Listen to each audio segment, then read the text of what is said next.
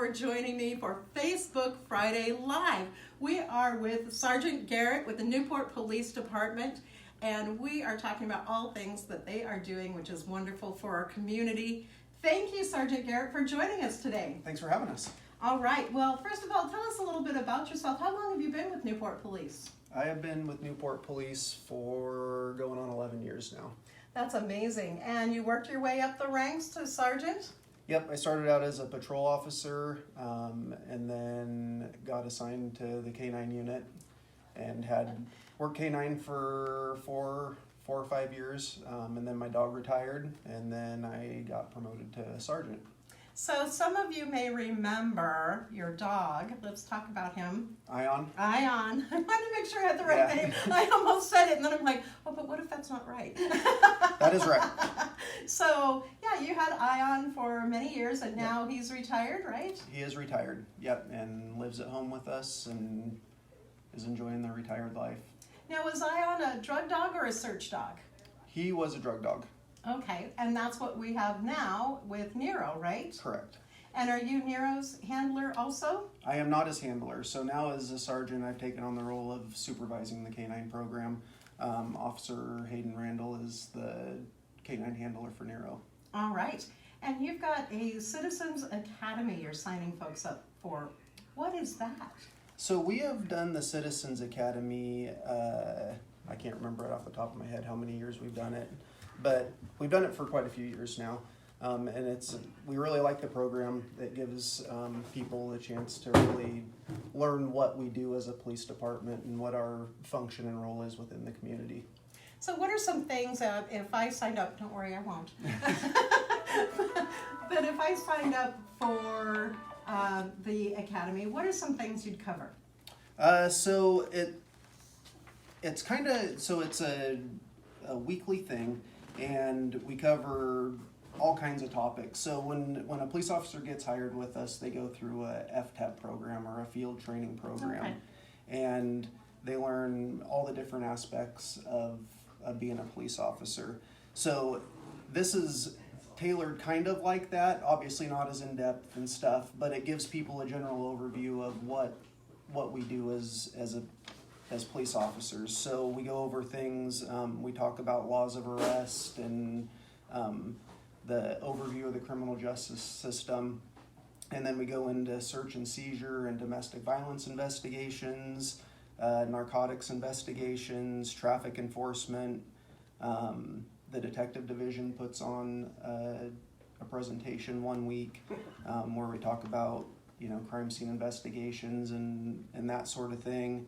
And then we do a firearm safety section, and the participants actually get to go down to our range with our firearms instructors and get to observe cop shooting guns and then also participate in shooting.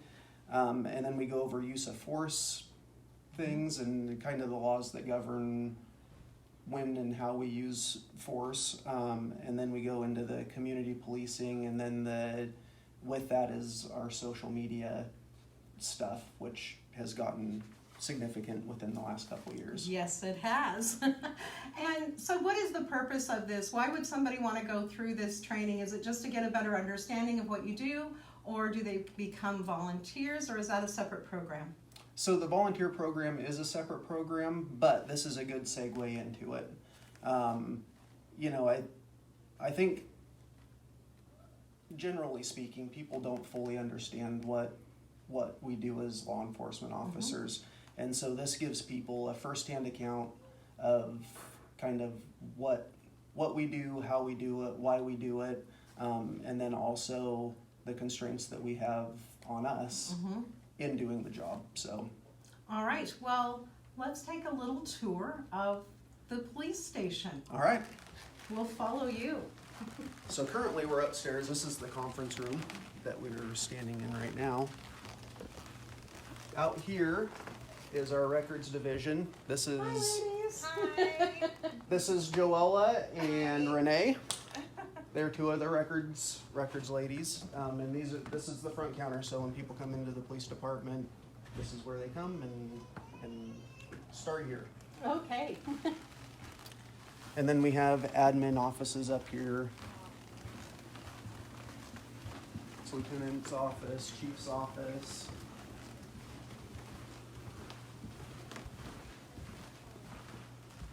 And then the darked out room is Kit's office. This is where the lady that runs our Facebook Oh, okay. page, that's her office. And then this is the detective's room. It's all locked up right now. But Right, good, needs to be. Investigations, and what are these here? So these are all of our staff members that served in the armed forces. Awesome, thank you. So we put up their plaques and stuff just to honor them and appreciate their service. And then we have some over here as well. Yep, and then these are the people that have retired from Newport Police. Awesome. All right. And these are the current, well, except for So these ex-Chief are, Miranda. yep, these are all the chiefs. Oh, okay. So obviously Chief Malloy is Mhm. our current chief.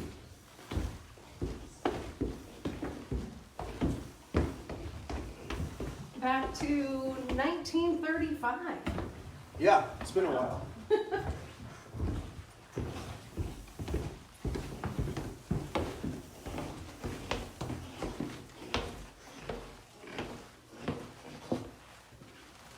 So then this is downstairs, so this is where patrol and the sergeants spend most of our time.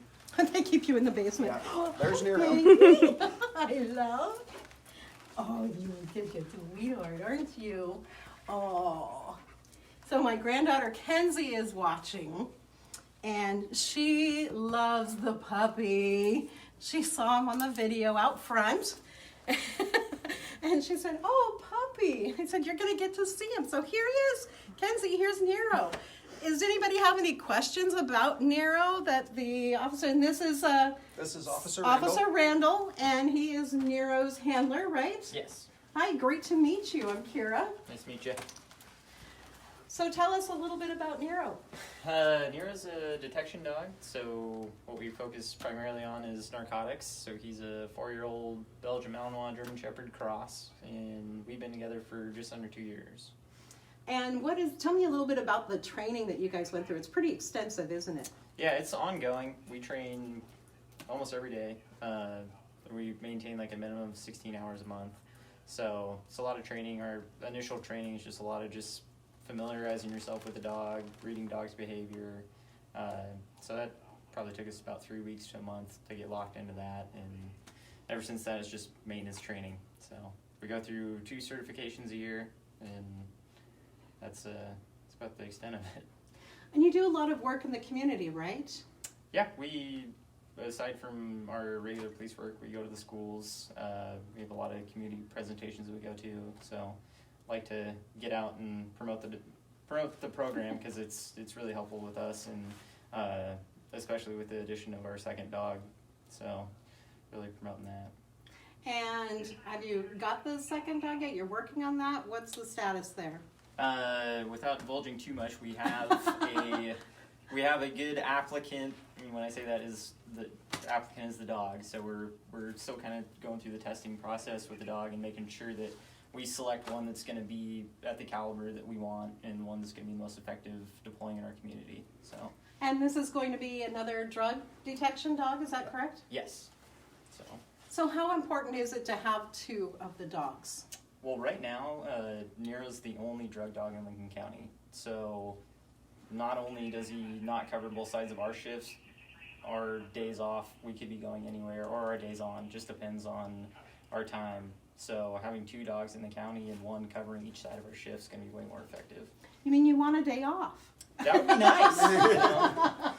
But no, we love the work, but yeah, I think having 2 will be more effective. All right, and you work collaboratively with other agencies, with the dogs, and also as an agency, right? Yeah. With our agencies, we work with federal agencies, we work with out-of-state agencies, with agencies all around the state. So it's just depending on whoever needs a dog, which there's a high need for them. So having 2 is definitely going to be a game changer. That's going to be awesome. And also, Sergeant Garrett, you guys also work collaboratively with Oregon State Police and the Sheriff's Office, Toledo Police, right? Correct. Yeah. You just recently had a warrant that you served in Seal Rock, for instance, and that required a lot of collaboration with other agencies, right? Yeah. It was, we headed the investigation, but other agencies assisted in it, and then Officer Randall and Nero were obviously there to assist in the execution of the warrant and stuff. So. Now, there used to be what's known as the Lint team. I'm sure Correct. you remember that. Is that something that might come back, or are things just working really well the way they are? Right now, I can't say that the Lint team's coming back. What I can say is that right now we are starting up a street crimes team, and right now we have one person assigned to that, and their focus is property crimes and narcotic related crimes. So that's kind of the focus that we have right now, and so far it's been extremely successful. So. All right, and as we head into spring and summer, we're getting more visitors on the coast. Any tips for folks on keeping safe and driving safely? Probably the biggest thing for the summer is for people to understand that 101 is congested. There's just no two ways about it, and to stay calm. I mean, every summer we have people that get frustrated with traffic, and it turns into a situation that we have to get involved in, and it's not beneficial to anybody. So if people just understand that it's going to take a while to get through town and to stay calm and go with the flow of traffic, makes everything a lot safer. You've got to leave a little bit earlier during the spring and summertime to get to where you're going during busy times. What about car clouds? That's something that seems to pick up a little bit during the spring and summer months as well, right? Yeah, I mean, I think just based on the amount of people that we have in town, it does. The big thing with that is for people to remember to lock their cars. I mean, we take probably hundreds of car clout reports every year where people didn't lock their cars, and that's what created it. So. And leaving your keys in the car. Sometimes I know it's real easy to just go, start the car, and then I forgot something and run back in the house or something, and then you come back out and your car's gone. Yeah. It would be an awful feeling to have that happen. Yeah, it's a horrible feeling, for the victims. I mean, regardless of whether or not they left their keys in their car or. This is Officer Davis. Hello. Hi, Officer Davis. Sarah. How are you? We're on Hi. Facebook Live, by the way. Nice to Facebook meet Live, you. all right. So I have to go to the So- bathroom, so I'm going this way. So are you guys just coming back from patrol? Yeah, doing a little patrolling around the neighborhoods. And Nero's got to come see who's here. All right. Well, is there anything else that you guys would like to add as we're wrapping up here? I don't think so. All right. Well, thanks for joining us for Facebook Live Friday at the Newport Police Department. I'm Kira Morgan for Pacific Northwest News and Entertainment.